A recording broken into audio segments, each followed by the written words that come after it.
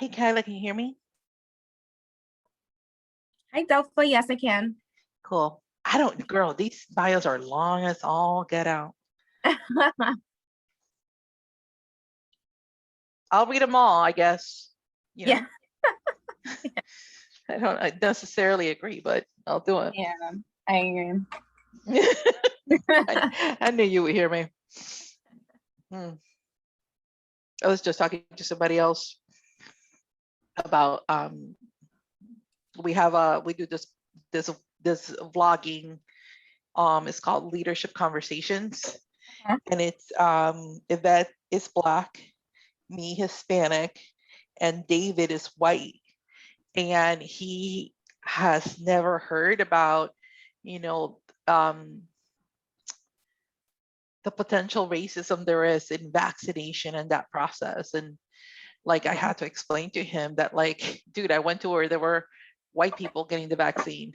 Yeah. I got nervous about what are we going to get the real deal? Oh, wow.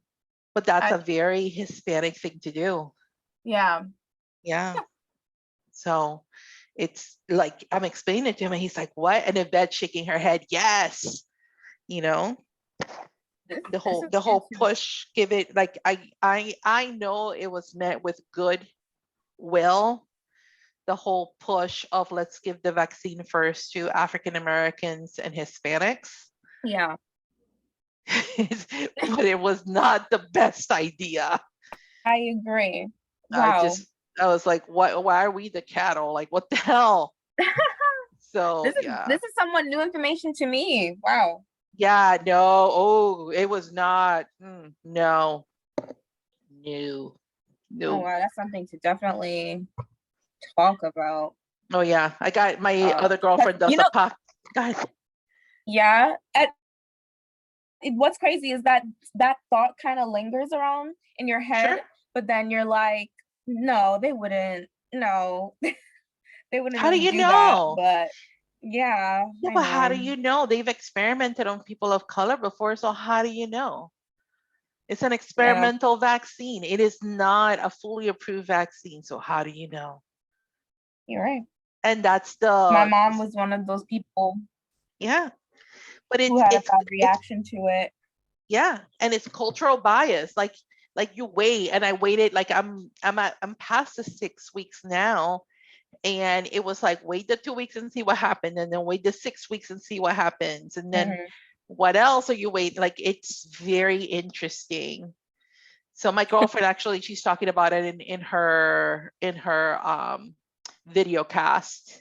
Yeah. On like cultural. Is it cultural bias or conspiracy theory or what? Right. And I'm like, girl, that's heavy. That's really heavy. Oh, wow. Yes. So it's good. That's a conversation, definitely, too. So are you all prepared and ready for tonight? I'm ready. That's girl, I have this. I have the video blog that we're doing on Thursday. And before I do that video blog on Thursday, I'm doing a 30-minute keynote in front of the Prospanica. So this is my week. Yep. This is it. You got this. You got this. I got this. That's fine. It's just reading.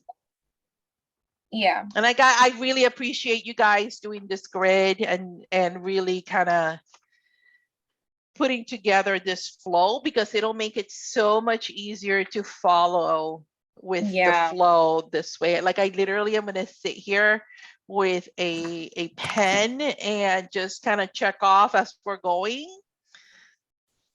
Just check it off. That's going to be super helpful. Yeah. So, girl, let me tell you about a hot mess though.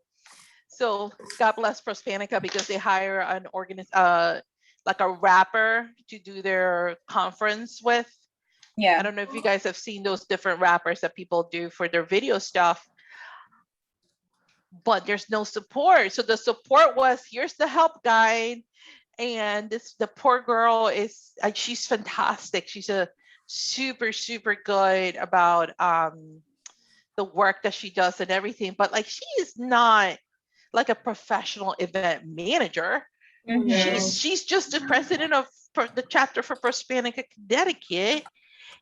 Oh my gosh, she had the struggle was real. Oh no. I know. So, but it was the practice one. So it's better if the struggle. Hola, Nelson. It's better if the struggle's real during the practice. Right. But I was like, ay, bendito, like, honey, I will help you. I'll do like you guys. I'm like, I will come in and manage that chat. I do this for work. Like, I'm a chief of staff at work, so I can totally take care of this stuff. Don't you worry about that. Yeah. Yeah, I just actually did. It's so funny how your work leads into your life, but my boss is retiring. So we did for him a video blogging kind of thing where we were all on the call, transferring pictures, and then kind of having a chat with him about past, present, future advice. And it's come out real nice. Oh, that's real great. Nice. Yeah.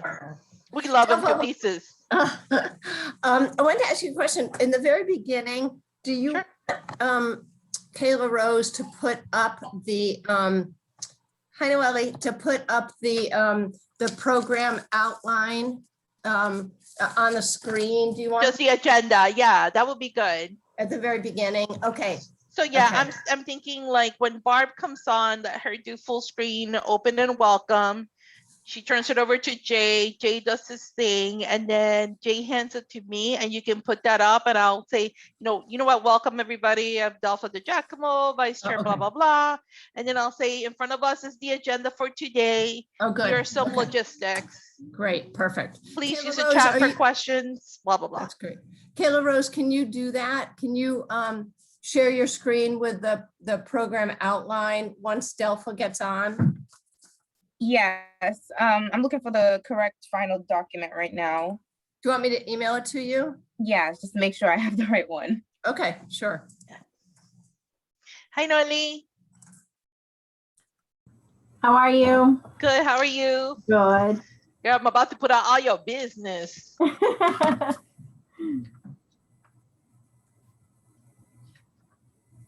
My husband. Everybody's so accomplished. Like, I'm gonna read the whole thing.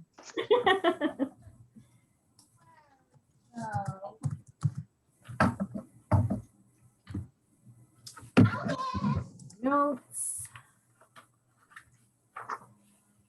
And what did your husband say, Noely?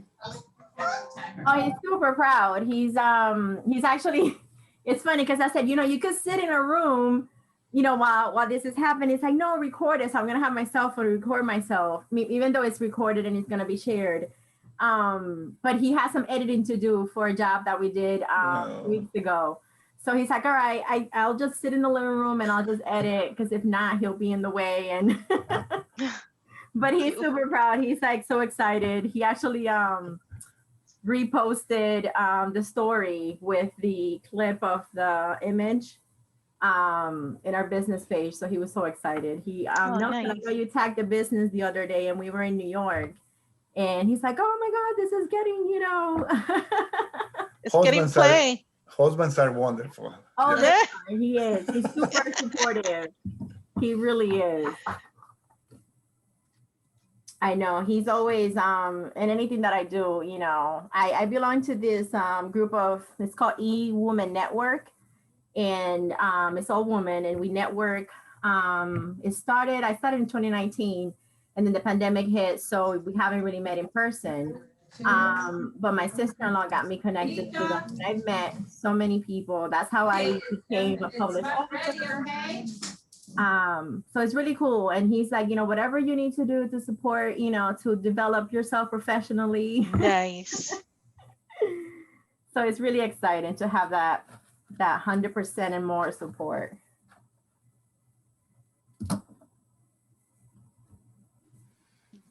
Hopefully dinner will be warm when you finish. Yeah. I know. He's making actually an apple pie right now.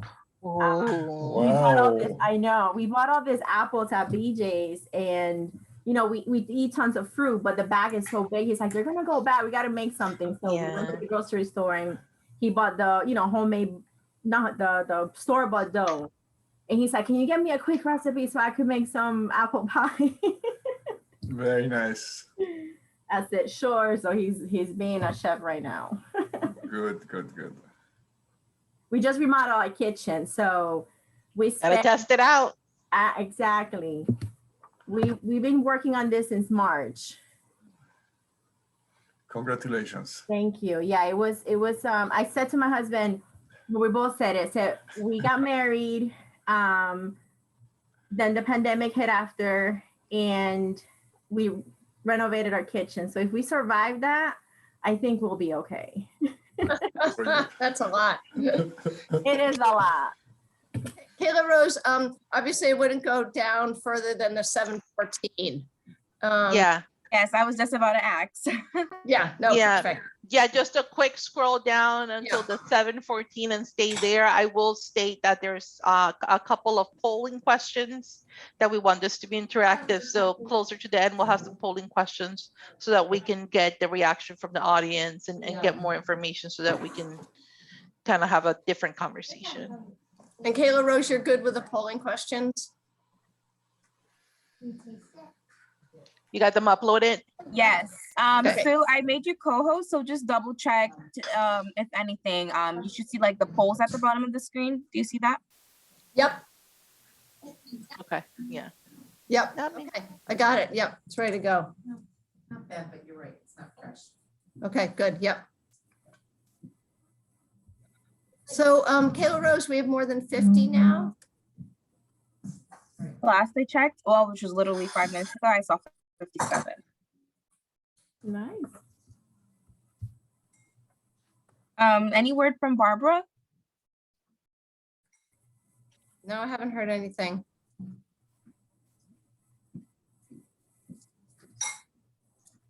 And George. It's okay. It usually takes, as you all well know, five minutes or so for people to get on, and Yeah. it will, for Jay to get on and get ready and all of that. So we 15 minutes at the end. So we've got a lot of wiggle room. Avocado. Just to check, signal wise, is everyone, I've been just looking at you guys for the past, 5 to 10 minutes, and it seems that your connection is pretty good. Did you guys have any problems today? No issues. No issues. I'm fine. Okay, that's good.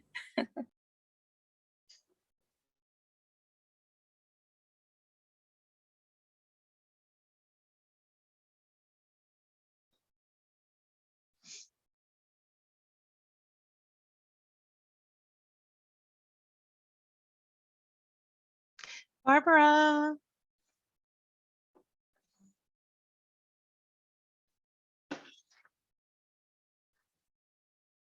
You're on mute.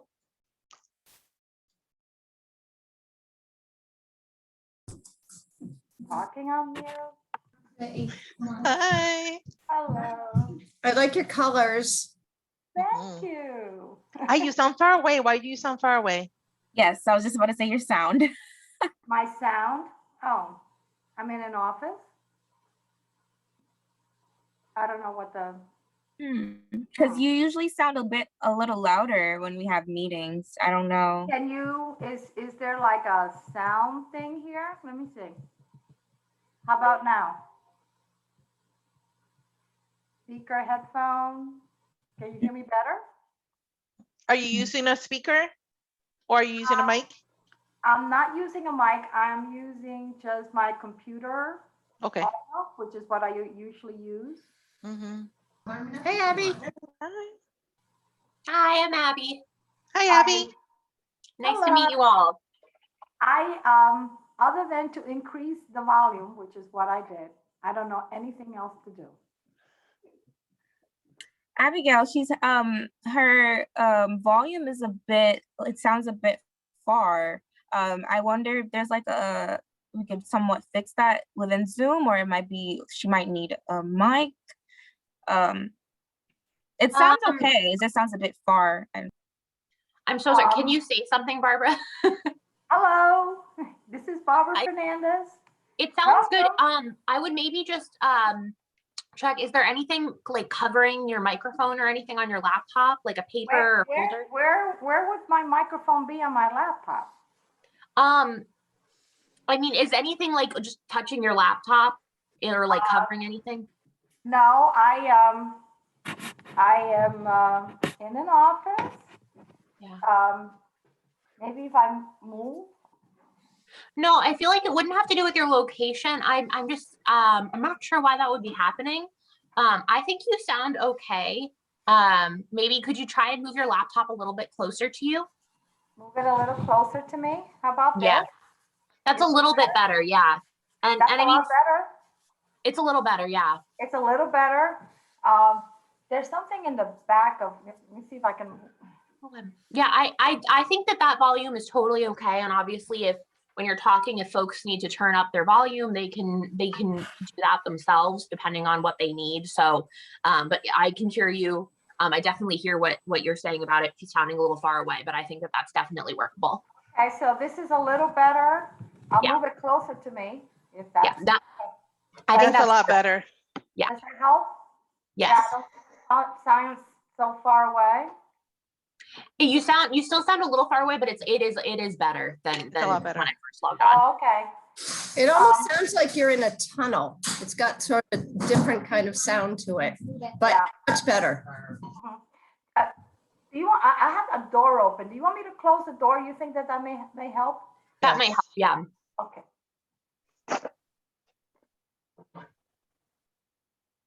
These things are always so tricky. Sometimes you like don't even realize your microphone might have like something in it. It's always interesting to try and figure that stuff out. Sue, we're missing one more person? Yes, we're missing George. George. Okay. How about now? A little better? No? The Same? snack size. About the yes, same. but yes, you can It's make okay, though. peanut It's okay. bites are Yeah, made it works. starch Okay.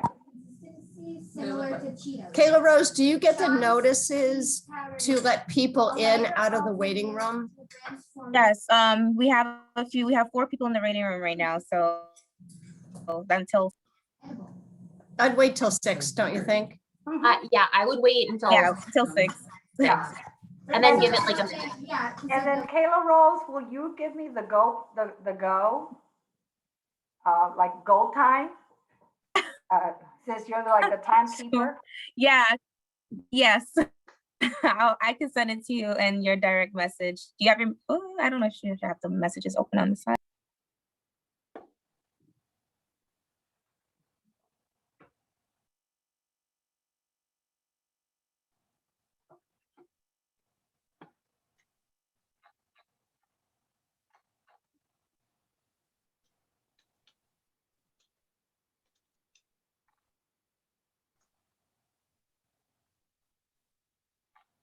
So I'm sorry, I had to get the cat out of the room. This is the cat space. So. My cat always jumps up whenever I start talking in a meeting. He's like, "Oh, you want to play with me now?" Or just like, this is my space. So. Okay, so I'm sorry, Kayla Rose, you said that you were going to give me the start talking because I kick it off, right? Yes, I could send it to you direct message. It's like in chat? Yeah, can you see your chat on this side or? I can see my chat. Okay. And then you will let, because for me, I'm going to turn it over to Jay. So once I say, and I want to turn it over to my amazing friend, Jay Williams, you're going to put Jay on, right?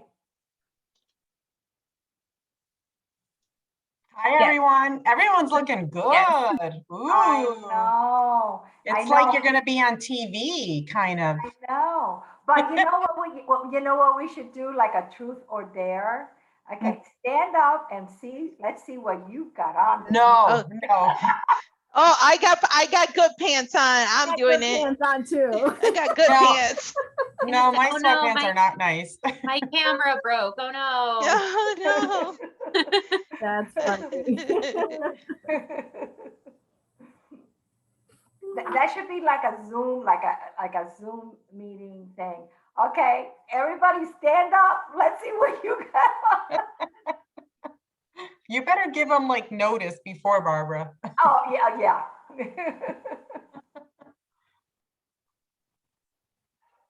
Hi, Michael. So I'm gonna put myself on mute because this is your show and I'm just gonna enjoy it. Our show. Hi all. But I just feel like I have no work to do, so I'm happy. Hey, George. Hi, George. George, did you go home? I feel like this is in the same, you're in the same location, you got the same look. Did you shower? Did you go home and shower? This is where I'm living now, Barb. Like you go underneath the desk and then you come out of the desk.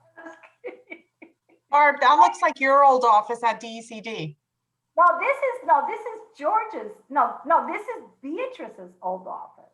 Okay, I remember the cabinet. No, you I didn't move. This is my same office, and yours is right down there, and B's is over here, and I'm not gonna let anybody occupy them.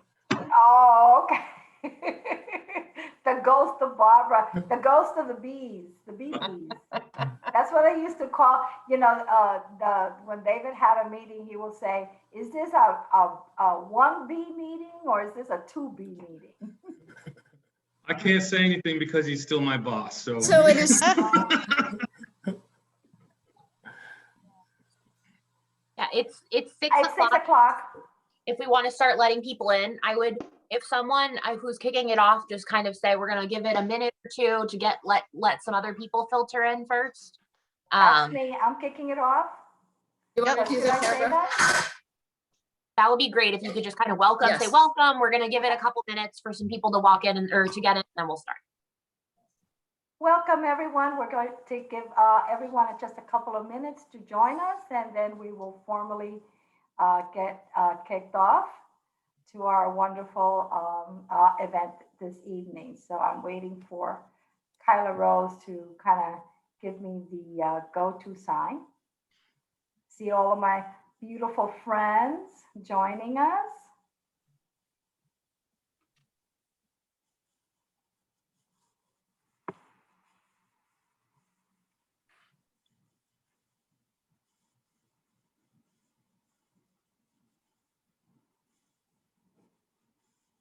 And George, talking about the bees, there's Beatrice Gutierrez joining us. So you better be good. I know, I might, yes, I will do my best. You're gonna do more than your best. Oh, thanks, B. Come on, George. Have a seat, You have B. to do more than your best. You have to be awesome. Okay, that's I'll be cool. listening. No pressure, thank you. No pressure. No pressure. Kyla, You better be is it- awesome. Should I start, Kyla? Yeah, you look good, Barbara. Thank you. Barbara, Oh, by maybe, the way, maybe let's our do little class got canceled. So, hello. maybe one more minute, Barbara. Thank you. Thank you. Thank you.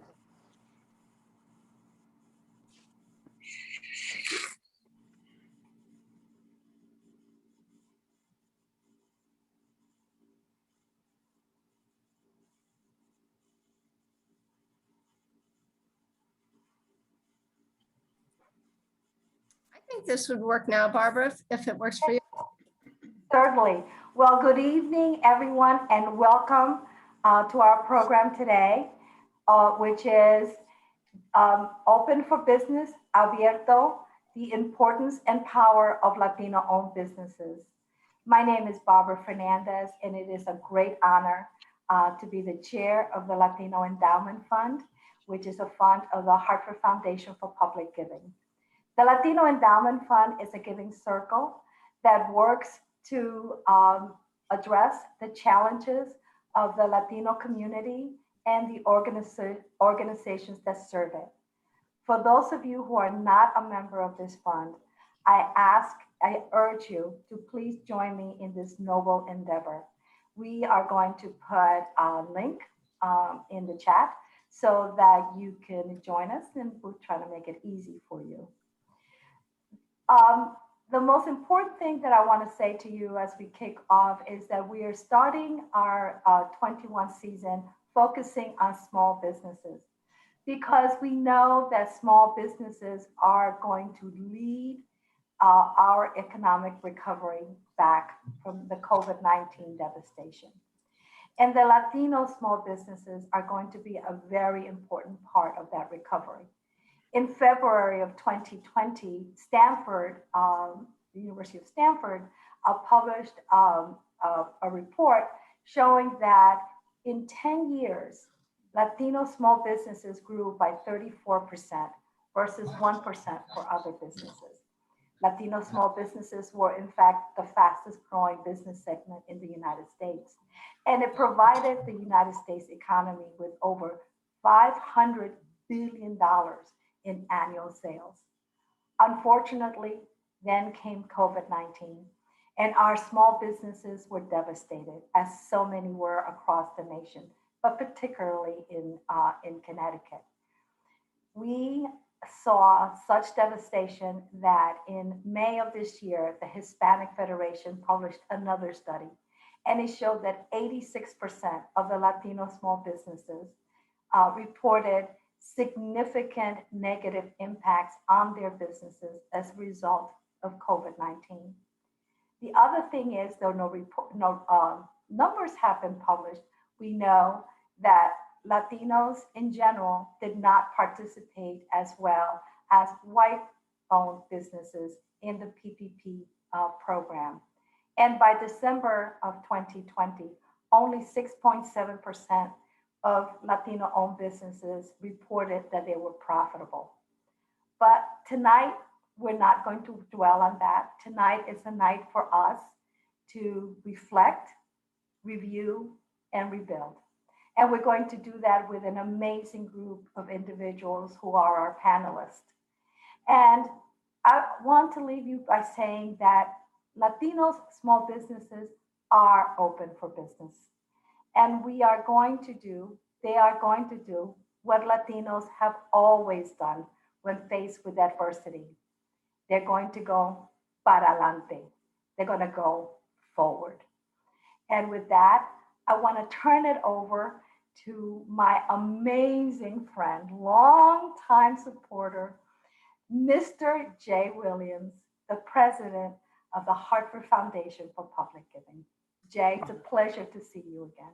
Good evening. It is a pleasure to see all of you. Barbara, thank you for such a warm and humbling welcome. And thank you for your opening remarks that both had sobering statistics on the effects that the pandemic have had on our Latino businesses, but also the inspiration that as Latinos have always done, as you mentioned, when faced with adversity, is move forward, persist and succeed.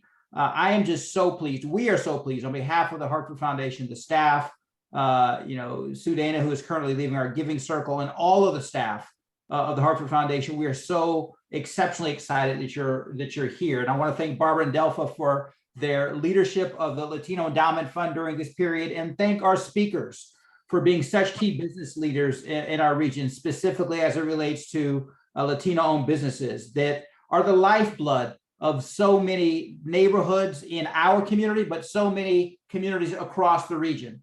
You, Barbara, stated so many things that were thought-provoking about our small businesses, and particularly Latino businesses. The small businesses in this country are the largest employers. And when you talk about small businesses of color or Latino small businesses, they, on a much higher basis, employ individuals from the neighborhood. They lift up and circulate the dollars in those local economies in a way that provides for more opportunity for wealth building, that provides a resilience to the communities. And you also pointed out the fact that, unfortunately, when things are good, they're never good enough for our businesses of color and our Latino businesses. And when things are tough, as we saw in this pandemic, there's a disproportionate adverse impact that businesses, Latino businesses, suffer. And we have to collectively end that. And I'm glad that this is a topic that is being discussed tonight, but is because it's consistent with where we are focusing our strategic efforts in the Hartford Foundation around the dismantling of structural racism and the increasing of social and economic mobility in our communities of color. And one of the outcome areas is about wealth building and assisting small businesses in communities of color led by individuals of color. And we really have been putting our money where our mouth is. During the past year, we funded a grant program that was specifically targeted to the businesses that we're going to talk about tonight. That, as you pointed out, were not able to participate in the federal programs for a variety of reasons. And we were able to provide funding with the city of Hartford that allowed for grants of up to $10,000 to these small businesses to help them survive and hopefully come on the other side of the pandemic and emerge in a way that will allow them to continue to serve this economy and to serve the citizens and residents of our region. So without these businesses, this would be a community of lesser quality. The quality of life would suffer immensely because not only are they employers, they're investors, and they are sponsors of, little league teams, soccer and baseball. They know their customers. If a family is coming upon a hard time, those small businesses are still willing to serve them and provide them that bridge through those temporary times. And that's just not something that you can walk into, Stop and Shop or Home Depot or Big Y. Those are great places, but you can't walk in and say, well, my family's having a hard time. We've shopped with you for years. Are you able to help us through this? The small business community uplifts their own. So I am excited about what is going to transpire this evening. Looking forward to having this help inform and shape our ongoing activities as a result of the discussions tonight. So thank you very much. I'm going to turn this over to Delpha, who will introduce our speakers, and then we look forward to having this be an ongoing part of our commitment. And really, we couldn't do it without the members of the Latino Endowment Fund. Thank you very much this evening. Delpha, I'll turn it over to you. Thank you, Jay. As Jay mentioned, my name is Delpha DiGiacomo. I'm the Vice Chair for the Latino Endowment Fund. And it is my honor and pleasure today to kind of walk you through the introduction of our panel. But before we get to that, we're going to talk through a little bit of the logistics of the event tonight. So in front of you, you'll see the agenda. We have split it up in a couple of different ways. We will have a panel discussion, and we'd love for all of you to interact with us and the panel during that discussion. To that end, you can scroll down to the bottom of the screen and you will see a chat button. Please click that now so that you can have it open and ready to put your questions in the chat. We'd also love to hear your comments via the chat. I will be monitoring the chat and share the questions with the panel. Additionally, throughout the presentation, we will also have polling questions. The polling questions are meant for you to interact with us and give us information which will then inform the way we move forward in the conversation. So with that, I'll go ahead and really it's a privilege to just read you the background of our illustrious panels. I'll start with Nelson Manchin, who is a business advisor and Connecticut Small Business owner of Connecticut Small Business Development Center. Nelson Manchin helps small businesses own startups, improve profitability, expand market share, explore export opportunities, and much more, matching their hard work, tenacity, creativity with his own. He also teaches prospective entrepreneurs vital skills to stay on track from day one and guides existing owners as they diversify their customer base, expand their product line, and undertake other strategic initiatives designed to help them grow and evolve. Prior to joining the Connecticut Small Business Development Center, Nelson was a SCORE counselor and chairman for the Western Connecticut chapter. He has professional market research experience. He currently serves on the board of trustees for the Friends of the Danbury Library. Nelson earned his MBA from the Georgia State University and BBA from La Universidad de Rosario de Bogotá, Colombia. The most rewarding part of teaming with entrepreneurs for Nelson is looking at their faces when they discover something new and positive that they can implement in their business. Nelson, welcome to our panel. Our next panelist is Noely Sanchez Velez, JCV Freelance Photography. Noely has more than 20 years of experience at Community Partners Action, a 145-year-old nonprofit criminal justice agency based in Hartford, Connecticut. Noely gained experience as an administrative assistant for 2 of the agency's programs. She worked as the executive assistant and project manager, business operations administrator, and most currently serves as the administrative manager. She attends Manchester Community College and the American Women's College at Bay Path University. She holds a certification in project management from Post University. Since 2017, Noely has worked with her husband, Julio, as owner of JCV Freelance Photography, based in East Hartford, Connecticut. She is the public relations director and the wedding officiant. She oversees customer service, contacts days of coordination, and assists photography team. So if you can imagine managing a small business, she's got it all. In 2020, Noely became a published author, yet another accomplishment, through the Transformation 2020 book anthology that provides 20 inspiring stories of power and healing for women leaders. In March 2021, she once again became a published author through the book Upward, Leading Lessons for Women on the Rise. Each chapter of the book is written by a female business leader, sharing their struggles and some of their challenges that they face as they made their way in business and the world, and advise the next generation of women on how best to work forward in achieving their leadership goals. Not just that, in August of 2020, she was awarded the 100 Women of Color Award for her work in the community.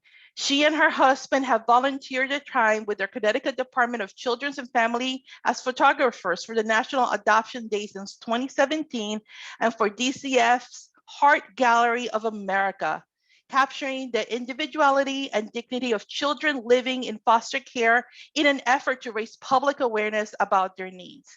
Noely, thank you so much for joining us today. Last but certainly not least is George Norfleet. George is an executive director, Office of the Business Development, State of Connecticut, Department of Economy and Community Development. George creates effective strategies designed to achieve goals and operates as change agent in today's constantly evolving business and economic development environments.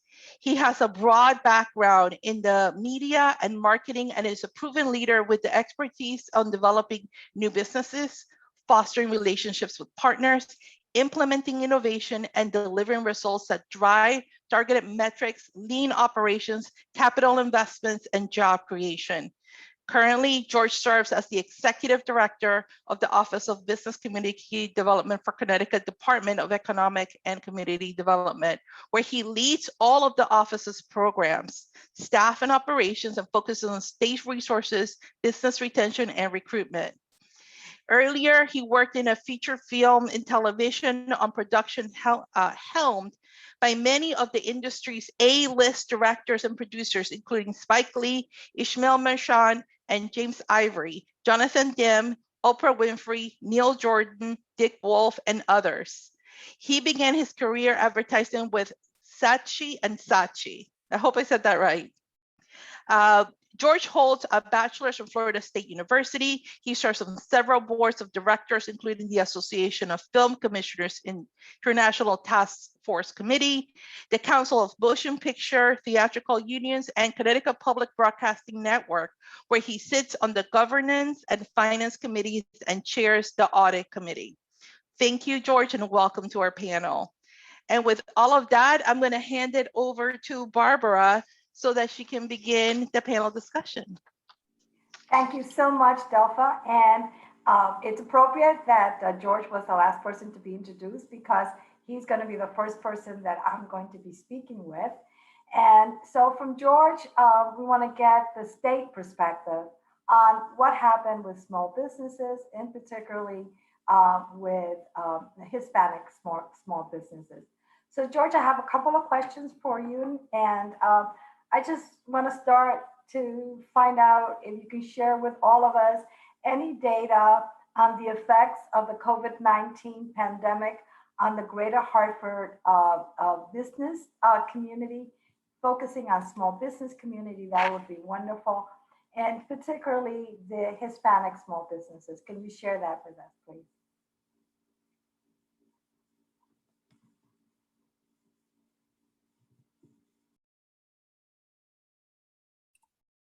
Hi, George, you're muted.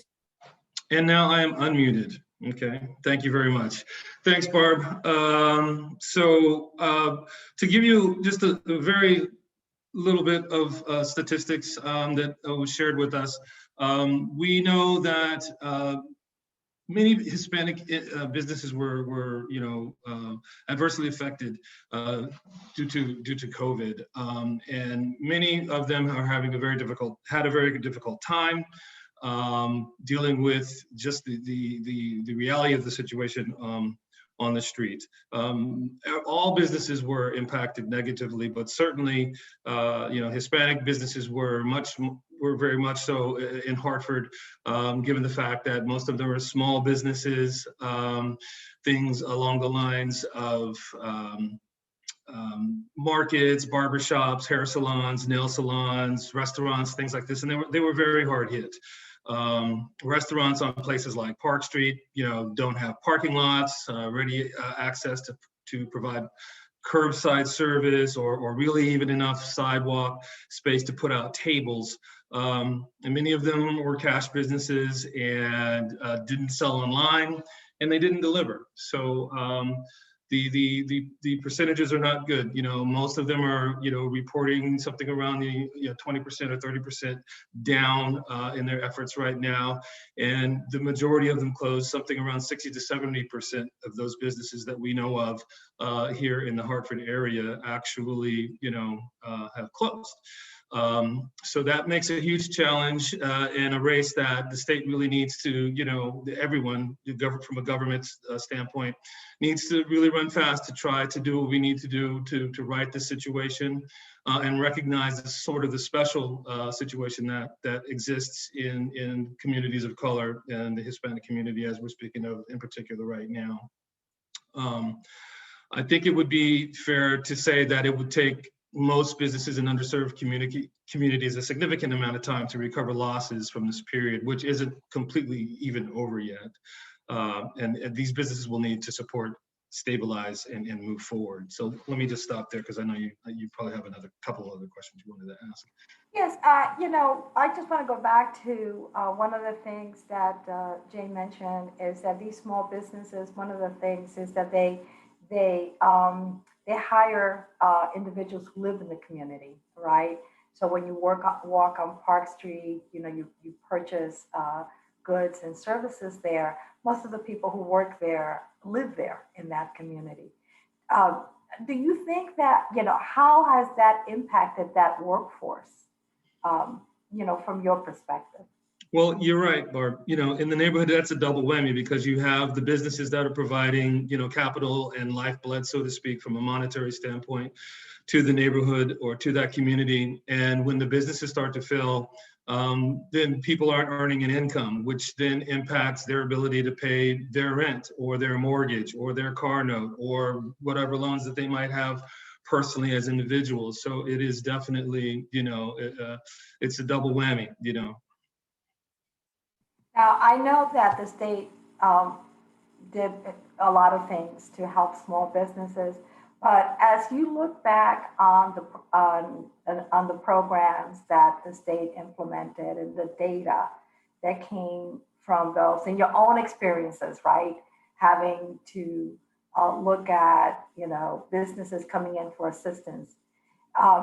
Even though you may not have the numbers, do you feel that the COVID-19 pandemic particularly hit the Latino-owned small businesses hard or harder than other businesses? I would, you know, again, everyone got hit hard, but I would say that, you know, you're probably familiar, you were here before, you know, so the DECD did a lot of work. We stood up in the fall, we had the small business, not the fall, I'm sorry, last summer. We started assisting businesses and we got, I think, $75,000 for 3 months or whatever was less of your expenses that we offered to businesses. Then this fall, we stood up the Connecticut Small Business Cares Grant, where we gave out $5,000 grants to 10,000 businesses. We gave out money to performing arts grants, about 119 of those went out, ranging from $5,000 to $15,000. And most recently, you know, so at the end of the, I'll just cut that short. We, you know, have statistics that allow us to understand that around 70% of the grand total of the loans went to what we call non-distressed communities, which would be majority people that aren't living probably in urban situations, which is where most folks of color and businesses are located.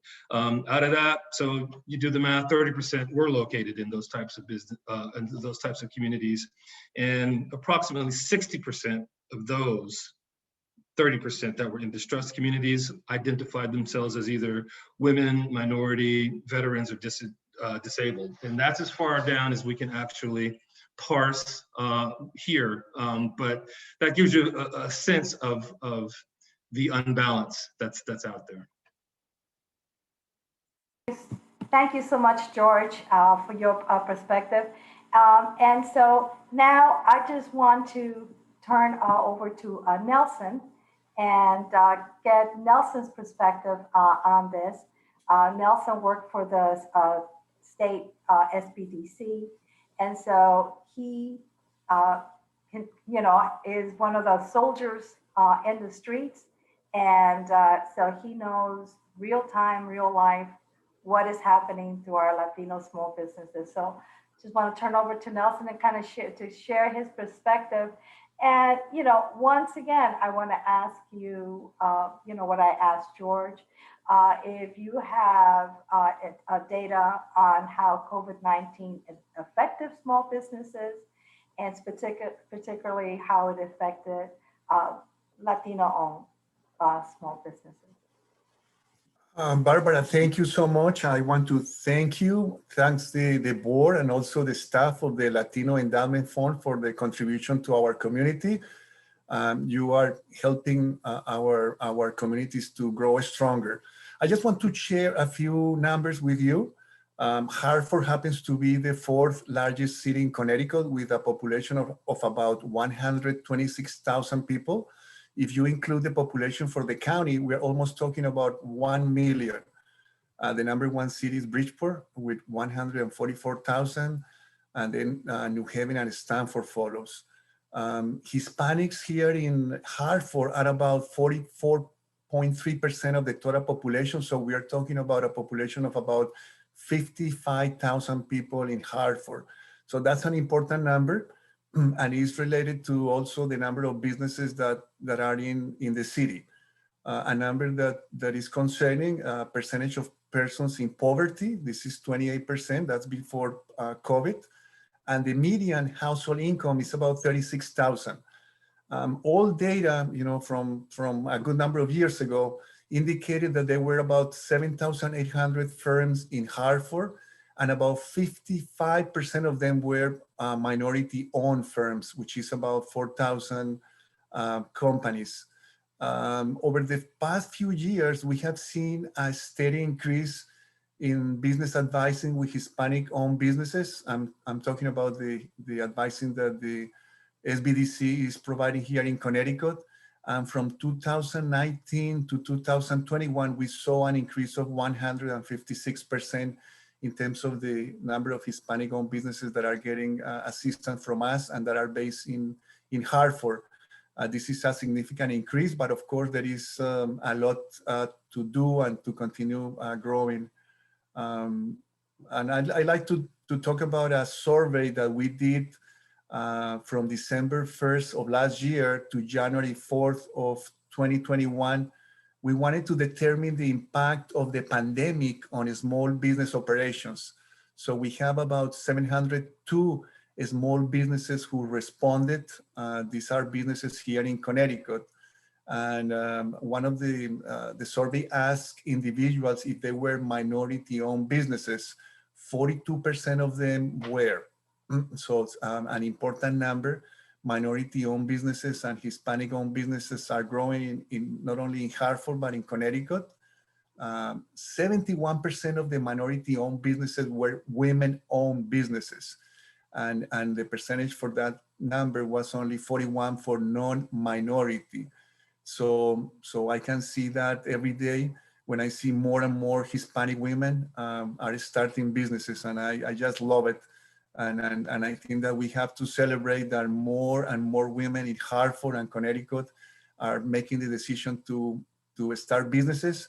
And I have the impression that they are more likely to be successful because they have everything that they need to be successful.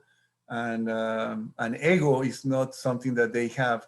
So they are not afraid of asking for support, asking for advice, building a strong community behind them.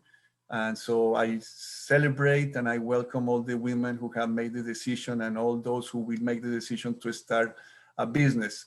When we talk about the PPP, go ahead. One of the things that came as you were talking is that it looks like in Connecticut before the pandemic, we were seeing that groundswell of Latino small businesses that were showing nationwide, right?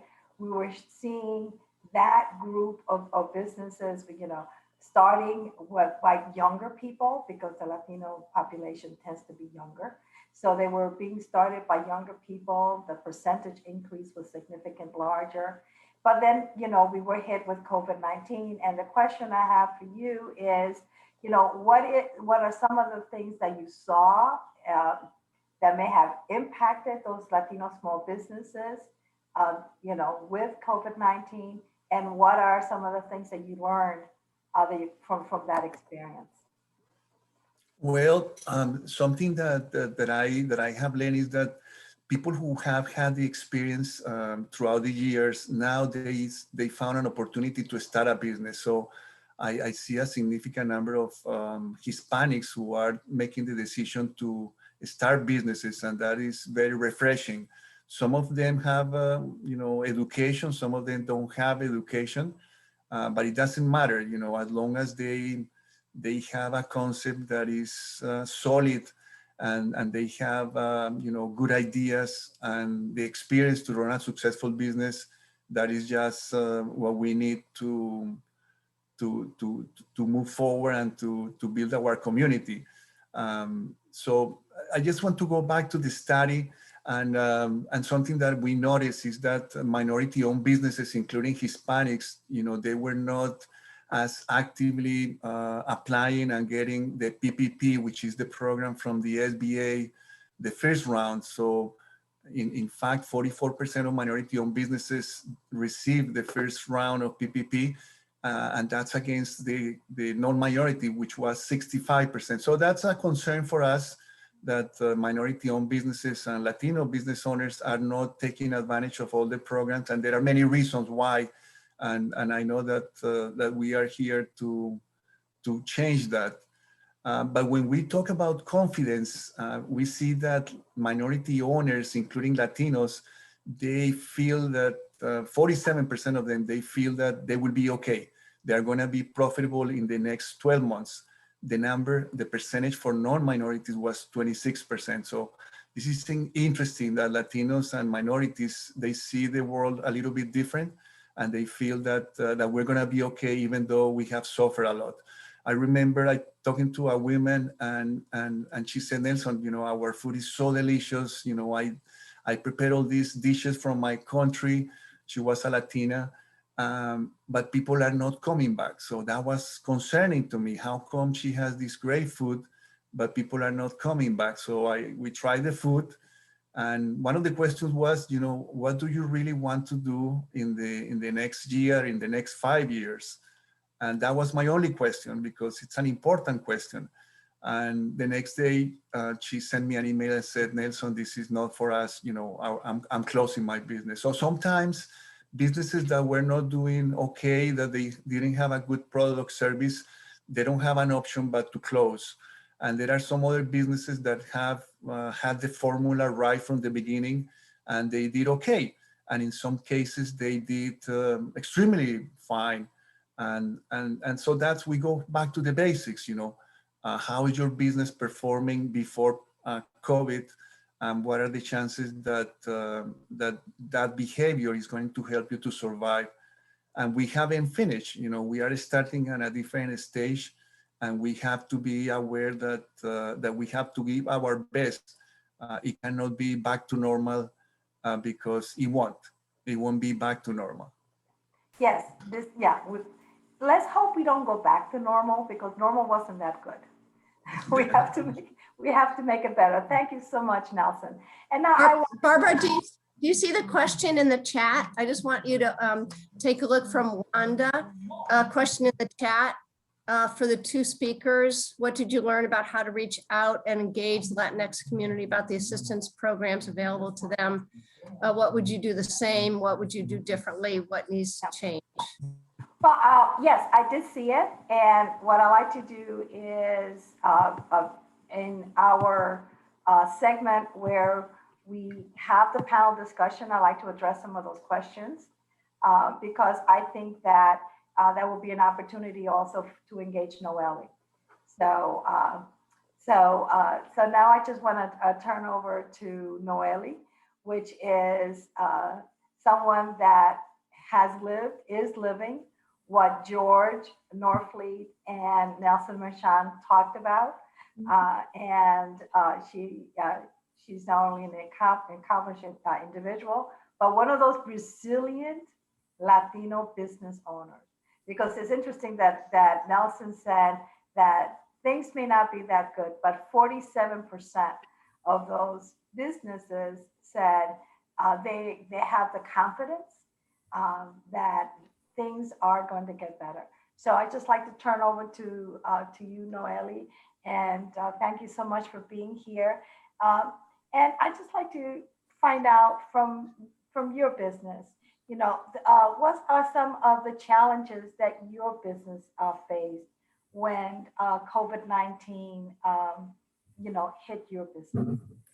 Yeah, thank you for having me. It's a pleasure to be able to represent our Latino community. And as a small business owner with my husband, as any small business owner, you start with a dream, right? And there's always those questions: what if it doesn't go well? What if we don't make it? What if, right? But like being resilient, right? And wanting to accomplish that and show your kids that, you have a dream, you're gonna accomplish it. And you set the example, not only for your family, for those in your community. And so pre-pandemic, our business was great. It continues to be great, but it was great. The unexpected things from COVID that nobody expected threw a curveball.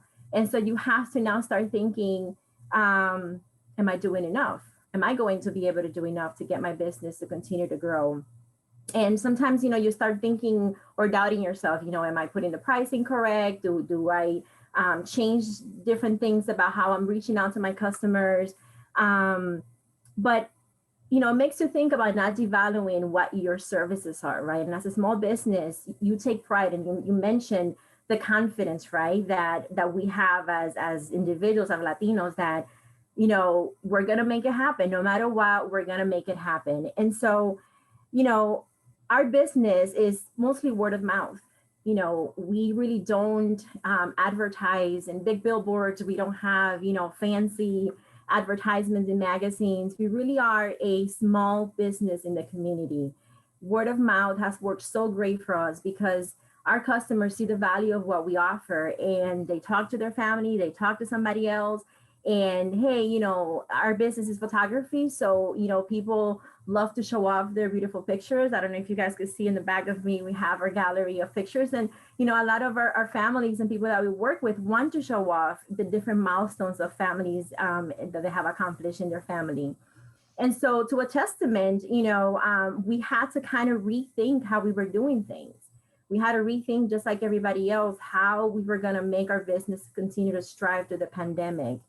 And I have a small testament. You know, we had a wedding in 2019 and, you know, word of mouth again, somebody that I knew, her cousin was getting married, and someone that attended the wedding approached us and said, hey, I have a 2-week-old baby and I want you to take pictures of him. She drove all the way from New Jersey during the pandemic. And, you know, we were thinking, how are we going to make this work? We have a 2-week-old baby, the pandemic is happening. And, you know, we don't want to let anybody in the house because we have our business, you know, studio in the house. And so we made it work. We did our studio in our backyard. We have a beautiful backyard, so we made it work. She was here. We were masked. Everybody felt comfortable. And she felt comfortable enough to take that drive to visit, you know, some of the family that she had here, to trust us, to be able to take pictures of her family at a milestone of her 2-week-old baby. And so we take pride in that. And to know that, you know, we continue to perfect our craft to be able to accommodate our community and people that we serve is something that we take a lot of pride in. I have a question. You know, you talk about pivoting, you know, rethinking your whole business model. Mm-hmm. And in your business, you know, how did you do it? You know, how did you pivot to that new business model where there are no weddings, there are no proms? How are we going to do this? Oh, Can yeah. you share your pivot with us? Yeah. So my husband and I, you know, it's interesting because, you know, we both have our full-time jobs, right? And we were like, okay, we're going to be okay financially because we do rely on the income that we have from our small business. But, you know, if nothing happens, you know, we have our jobs that we could fall on and be okay. But our passion is our small business, right? And we were not just going to stay still and not do anything just because the pandemic was happening. And so, you know, as you hear the news, what are people doing? How are people being creative to meet with family, to meet with friends? We had to get creative too and think outside of the box. And, you know, one of the things was that we saw was families wanting to see each other, families wanting to spend time with each other, even through the distance, right? You're social distancing, meeting in a parking lot, meeting in your front porch. So what we did was we downstairs. We said, why don't we offer our services at no cost, right? Our photography fee at no cost. And we will offer, you know, our customer a free digital. You know, you see your gallery, you pick whatever picture you like best and it's free. No, nothing tied to it. And if you wanted to purchase anything, you know, your gallery is there. You could purchase any pictures, prints, whatever you want. To our surprise, our clients and the people that we reach out to came and supported us. The community came together, those that we work with, and they bought pictures. They wanted to book more pictures. Graduations were happening outside. Babies were being born. Mothers were pregnant. And so we had to get creative and pivot the way that we were doing business, you know, at an event venue for a wedding or a graduation or a quinceañera or, you know, anything that was happening that was not happening during COVID. So, you know, doing contests online, you know, posting more online, having a presence, because that's what we had. You know, we had Zoom, we had, you know, social media. And so those are the things that as a small business, you have to continue to stay creative and think outside of the box to be able to thrive and reach your customers. And that's exactly what we did. And we're so blessed because people came and supported us. And we ended 2020 in a pretty good note, to be honest. Yes, the community came. The community came because you stepped out of your box, right? Yes. You stepped out of the box and you said, we're going to do something different. And so the community responded. Finally, Noely, I want to ask you, you know, what are perhaps some of the resources that you used during this COVID-19 that, you know, that worked for you, that, you know, what were some of your experiences, perhaps using some of the programs that George and Nelson mentioned? So we did look into the PPE. We looked into the different loans that were being offered. And as I mentioned, we have our full-time job. So, morally, honestly, we felt that those that were in need in the community that did not have a second job, that did not have any other source of income would take best advantage of that. And so we did our research. We did know that there were things that were available to us. But like I mentioned before, we started getting creative and we pivoted the way that we were doing business in order to have that extra income. And so, the advice that I give is, stay active, stay relevant, update your website, do offerings online. People are on social media, open a page on your social media. People are doing curbside services, do different things that are those things that people are going to be attracted to do business with you. And also, never stop learning, never give up, continue to be resilient, and continue to perfect your craft. You have a gift, that's why you're unique, right? And even though there's tons of photographers in the business, in our community, there's tons of bodegas, there's tons of restaurants, there's tons of different type of businesses. You open your business because you had a dream and you're different, and what you offer is different. So don't think that there is that competition, that somebody's going to take what I'm offering, because what you're offering is very unique and very different, and it will stand out and you will definitely thrive. So it seems like you were aware of the resources that were available, you know, through the federal or state or even local, and you did your research, and but you decided that it wasn't right for your business. And so you decided, you know, not to do those. So thank you very much. We've got a ton of wonderful questions in the chat that we're going to have a chance to talk about in the next segment. You've had a chance to listen to our wonderful panelists, and so now we want to hear from you. And so I believe that now is a good time. I think Kayla is going, or Delpha is going to be posting our polling questions so that we can hear, you know, we can have your thoughts, and we can discuss them and share them with the panel. Kayla?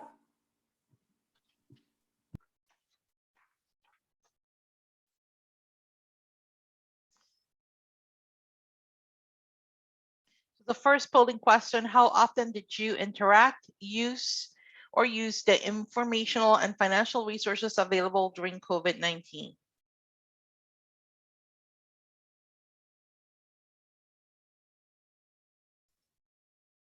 And then Kayla, once you get the responses, if you could post the responses, that would be great.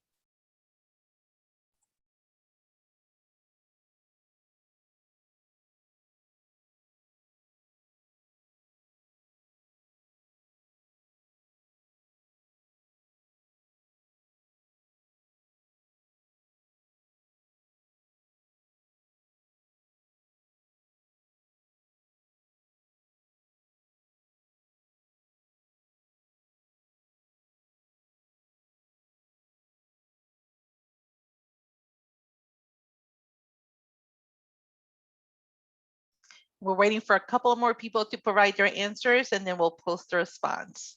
So if you haven't clicked yet, please do so.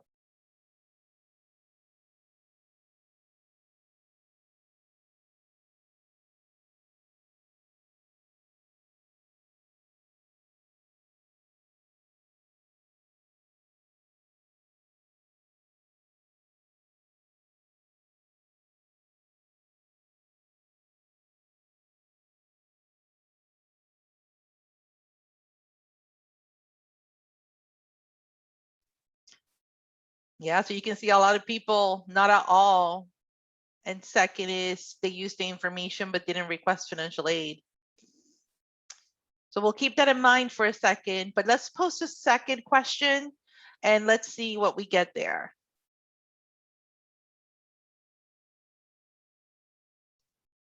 So the second question: how are you interacting with other business owners to move forward post-pandemic?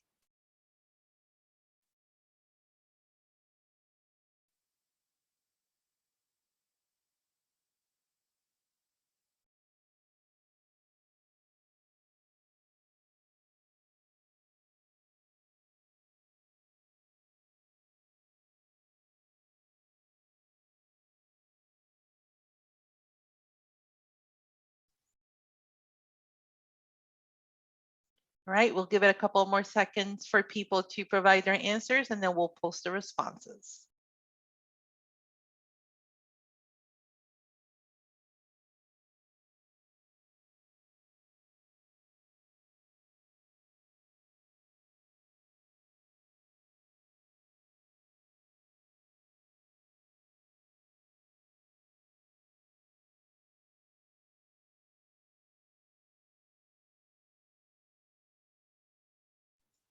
All right, and that's it for polling questions for right now. Thank you so much, Delpha. So now I just like to have the panelists come back on, and so that we can first your reactions to the polling question, and then also we have some wonderful questions, as Susan pointed out in the chat, that we like your your responses to. I laughed or I smiled when I saw the support through my buying power, because I use the small businesses in my town more during COVID than I ever have, and my family has eaten more pizza. You know, I mean, we used to say, okay, which pizza parlor tonight? Because we wanted to keep those businesses open. And so we would buy stuff that we didn't even want, but we just wanted to keep them alive. So I like to start by getting Nelson, George, Noely, your reactions to the responses to our polling question. Can we start with you, Noely? Yes, I laugh too, Barbara, because, you know, during the pandemic, we had, you know, as a family, we were like, you know, on Fridays, we're not going to cook. We're going to support a small business. And we ate a lot of pizza too. And we recently renovated our kitchen. And so we also wanted to support a small business. So that buying power definitely helps maintaining small businesses open. And also, you know, in our field of business, helping other businesses that may need direction, may need to know what to do in trying times, right?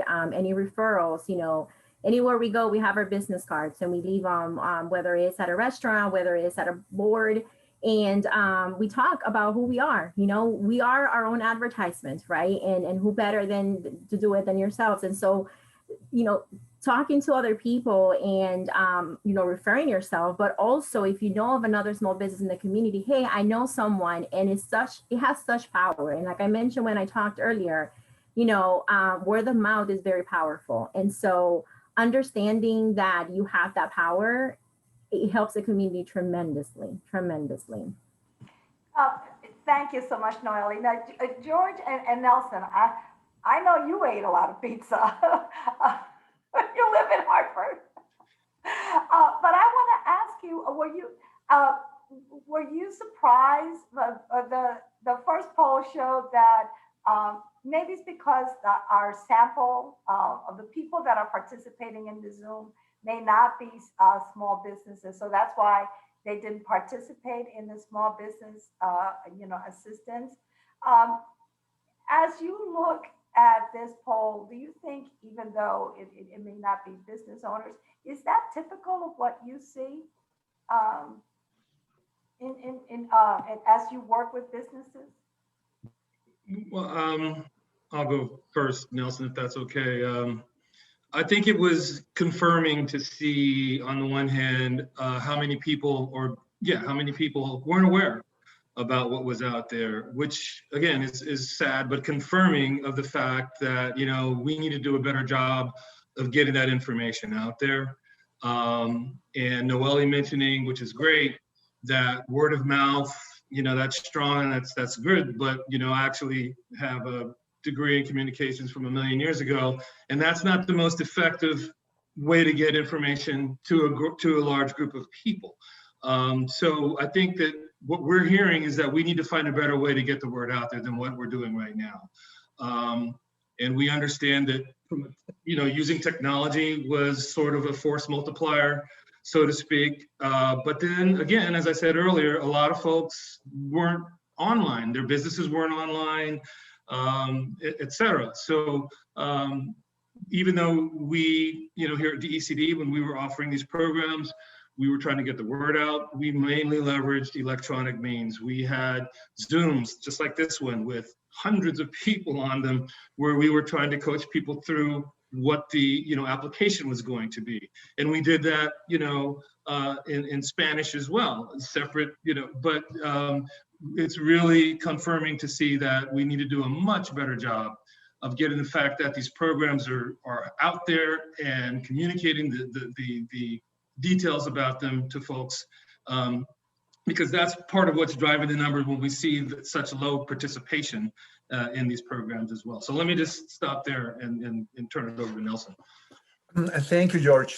About the SBA launched a wonderful program called Restaurant Revitalization Fund. It was a grant. It was easy to apply. It was just wonderful. So about a month ago, I went on a tour in downtown Danbury to visit restaurant owners.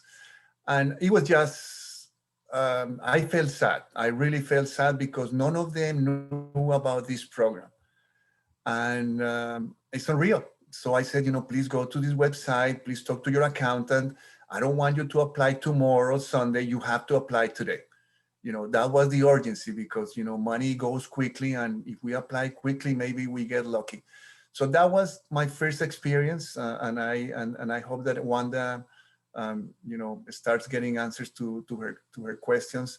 The second experience is that I in that tour, I visited one of my clients, and he said, Nelson, I don't read your emails. And I was sad again. How come you are not reading my emails? All that wonderful information that I share with you. He said, Nelson, I go to bed at 1:30 in the morning because I have a business to run. And I said, how can I help you? He said, I need a bookkeeper. I said, I'll send you an email. And then I said, no, I'm not sending no emails. So I gave him the information right away. So that was another learning. Yeah, not everything has to go via email. And so sometimes you need to make a phone call, and sometimes you just have to show up.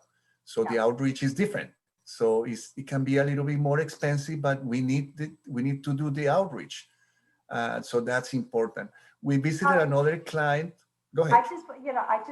Excuse me, Nelson.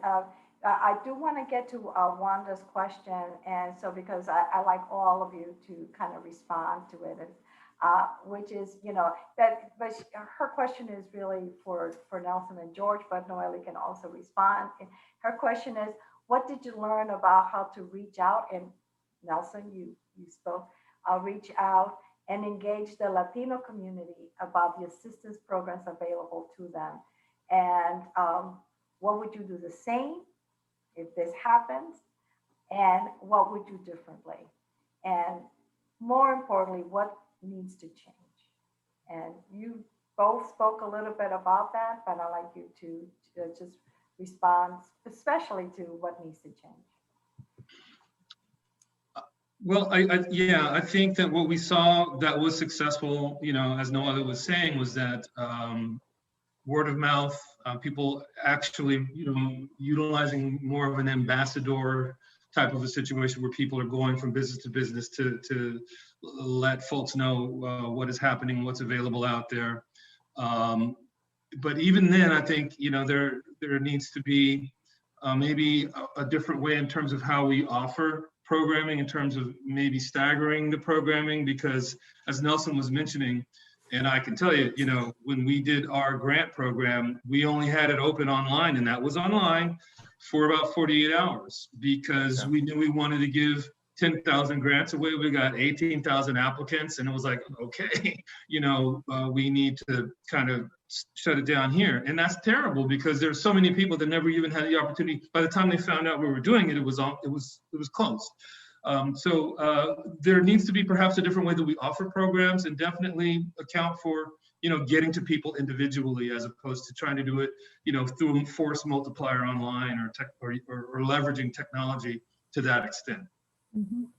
I wanted to mention, we had our business banking with a certain bank for years, and we were approached by a friend that is Latino, and he's the branch manager at a different bank. And, thinking of the conversation that we're having, we wanted to support him. We wanted to support his family. And, what they were offering in the bank was better than what we had for years.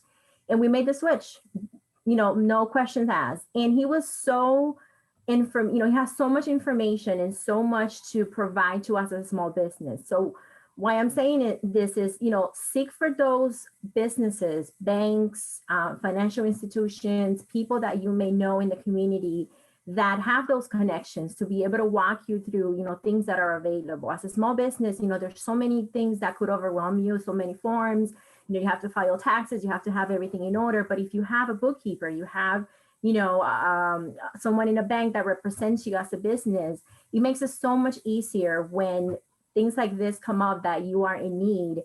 One important thing about us was having, always having your paperwork and affairs in order to, if we needed to apply for a loan or we needed to, provide any proof of anything, making sure that we had everything in order. Spreadsheets, tracking your business, because it became a little chaotic in the pandemic. You were trying to pivot, you were trying to figure out what to do, where is money is going, are you using it for your personal use because, you lost, a job or whatever the case may be. But, as a business owner, you got to continue, no matter what happens, continue to have that mentality that your business is going to thrive, your business is going to do great. Even if it's not, but at least, having those affairs in order could help you when something major is happening or you need to apply for anything, and having the right resources available for you and giving those businesses also an opportunity to help you through the journey. And Now, for can I this, know if you have a more you want to add in this vein as far as what worked, what didn't work, what needs to change? so last year we started to get closer to the Greater Bridgeport Chamber of Commerce, the same with the Norwalk Hispanic Chambers of Commerce. We also got closer to HEDCO, to SAMA. We have always been very close to DCD and also the SBA with Moraima and with the director, Catherine, who has been an amazing leader in Connecticut. And that made a difference. We got money from the CARE site and we were able to advertise. We even did advertising in Spanish radio. And it allows us to talk about PPP forgiveness and continue promoting the different programs available to small businesses. But I think that something important is that we have to help, you and I'm talking about all the people attending this event, we have to invite business owners to connect. It doesn't matter how, the more we connect, the more we can reach them. And again, Barbara, it's not business as normal. Let's forget that, because it shouldn't be that way. We have a big responsibility with ourselves as a business owner. We have a big responsibility with our families and our community, and we need to move forward. How come our business is generating $50,000 in sales when it could be generating 100,000, or how come 100,000 when it could be generating 200,000? Or I have a client that sells more than $1 million, have a revenue of more than $1 million. I love the guy. And he got there because he's been working hard to reach to that point. So we want more business owners to get to the next level, and we cannot do it the old way. There is no way. So if we want to have a stronger community, we have to make decisions. And sometimes the decisions are small, and sometimes the decisions are big, but we need decisions. We need to make changes. We cannot continue running the business the old way. No way. We have to make something new. And talking about the new normal, I have a question here for all the panelists. And this question says, did you see a shift in the types of businesses the Latinx entrepreneurs were opening during the pandemic?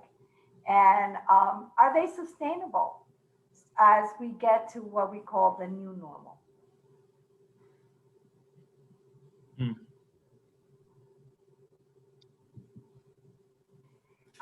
So I don't see a trend. At SBDC, we service all sort of businesses. Restaurants seem to be popular, and and I don't see a trend. I wish I had more data so that I could share it with you. We have two concerns right now. One is to make sure that new businesses are profitable, because as you know, starting a business is easy. That's the easy part, it's spending money. The difficult part is to make it profitable. So we are paying a lot of attention to make sure that all these new businesses are profitable.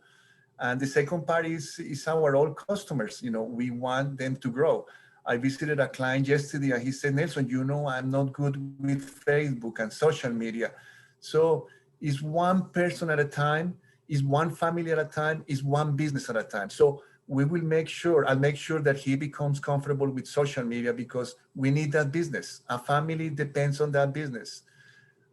He doesn't have a business website. So I'll make sure that within the next 2 weeks, he will have a business website. Again, it's one family at a time, it's one person at a time, it's one business at a time. And I wanted to mention, you know, knowing how resilient our community is, you know, we saw different ways of people trying to make it work, right? Starting new businesses, and like Nelson mentioned it, you know, is starting a business is easy, but to be sustained and to make money, you know, it's a different story. And so how you know, I think as a small business, it's a responsibility, how you will advise those that are starting new, those that are being creative in the ways of starting a business, and how you could pave the way for other people to be able to sustain their business, support their business, you know, talk to others about it. Because, you know, the pandemic shifted so many different things for people to think about how to make money. And if they're doing it in a way to sustain their family, to sustain their way of living, we have a responsibility as small businesses to be able to counsel them, to advise them what has worked for us, what, you know, different techniques that we have used, different financial institutions that are there for us, and, you know, open those doors for them too, because at one point they were open for us. And so we want to, at the same time, give back to our community.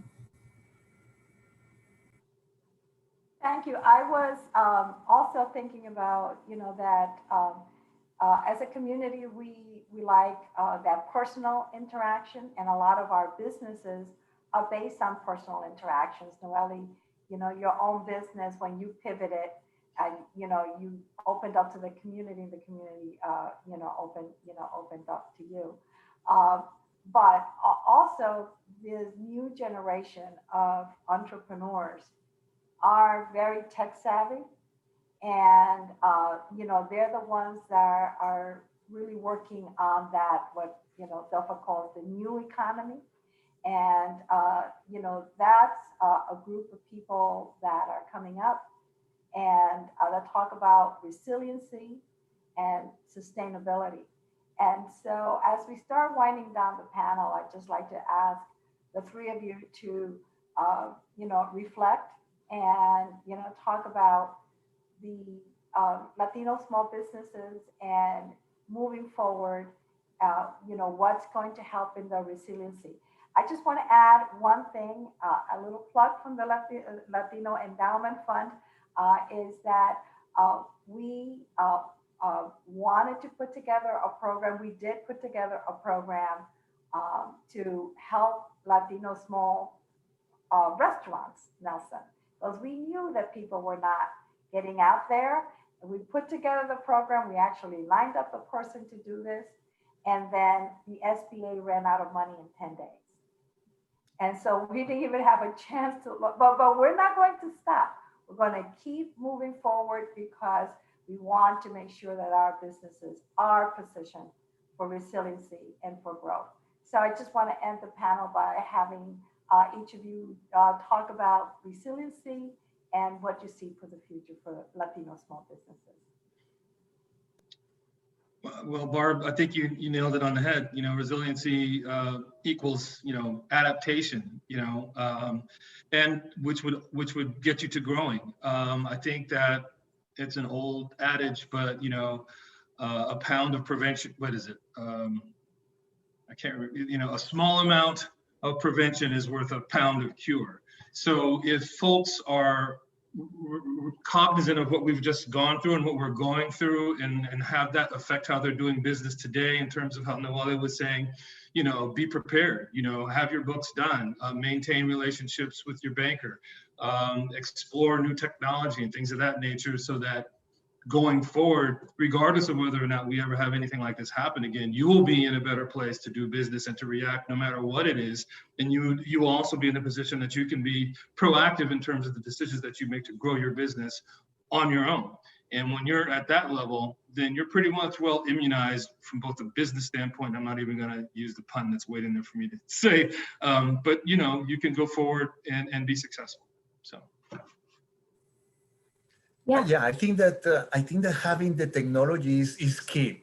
I have a client who was in a different business, and he realized that some restaurants didn't have a good website and couldn't take orders online. So he pivoted and he said, you know, I'm going to provide the website to my restaurants, my clients, and I'm going to make it easy for people to place orders online.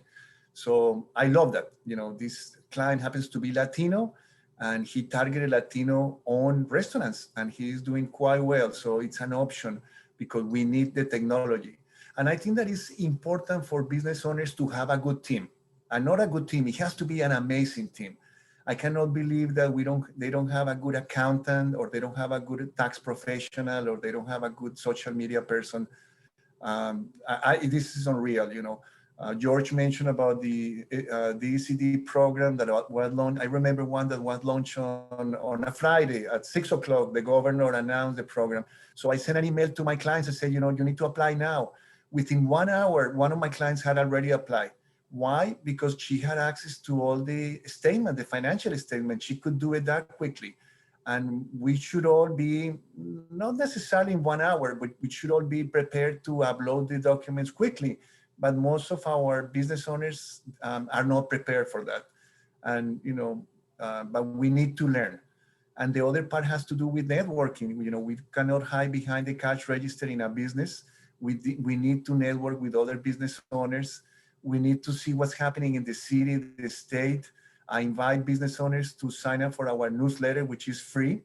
And of course, you know, if you want to grow and be prepared for the coming months and years, become a client of the SBDC. It's a free service and it's confidential, but we need to connect. We cannot isolate ourselves, and yeah, we need to connect.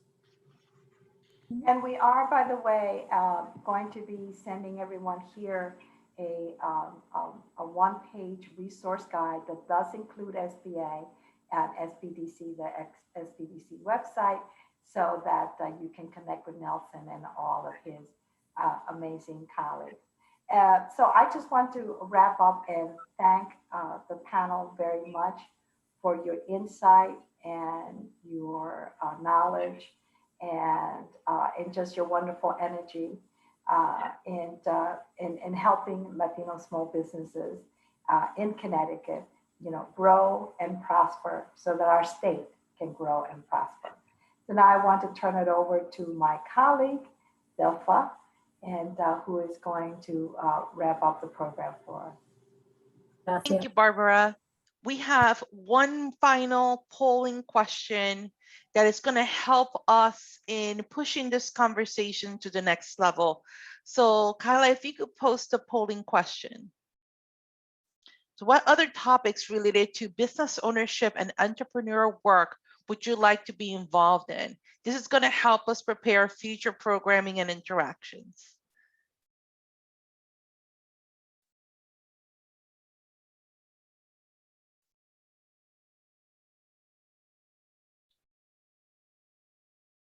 We'll give it a couple more seconds for folks to vote, and then we'll see the results.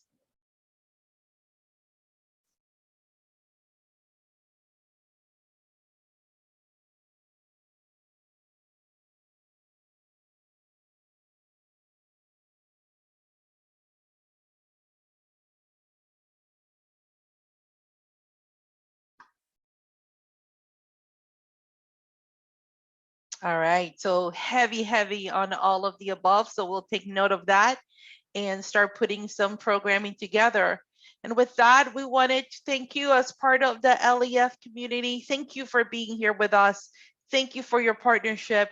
Thank you to the panelists for giving us your wisdom.